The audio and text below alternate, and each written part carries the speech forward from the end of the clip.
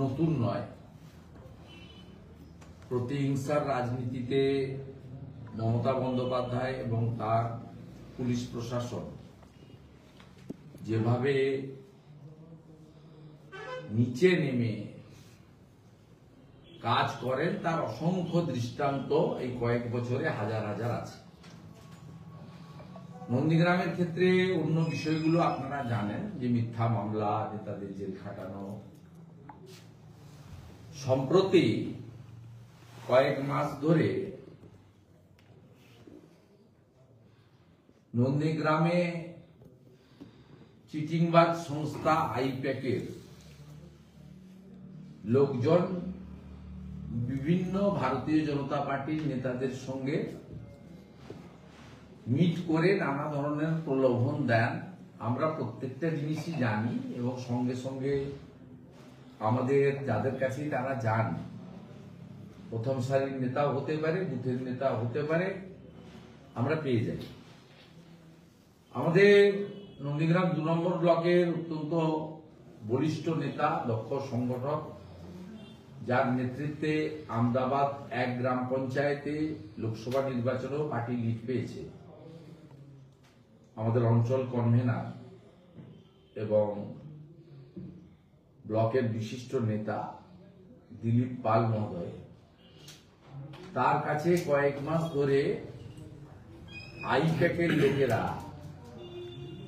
তৃণমূলে যোগদান করার জন্য তাকে প্রস্তাব দেন। কারণ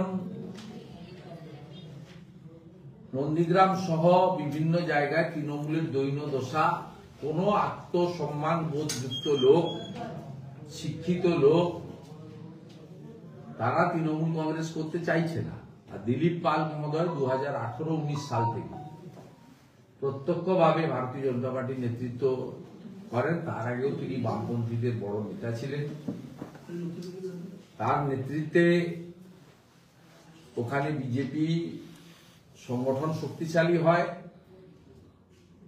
তাকে বলা হয় যে আপনাকে আমরা এটা ওটা XYZ অনেক কিছু দেব, আপনি চলে আসুন। উনি আদর্শগতভাবে রাজনীতি করে এসছেন চিরদিন। লোভ লালসা চাওয়া পাওয়ার কাছে আত্মসমর্পণ করেননি। তিনি ওনাদের প্রস্তাবে রাজি হননি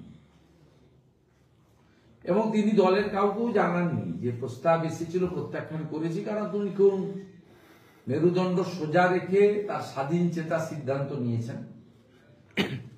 এরপরে প্রতিহিংসার রাজনীতি করে তার পুত্র দীপাঞ্জন পাল ভিলেজ পুলিশে কাজ করত আমদাবাদে। তাকে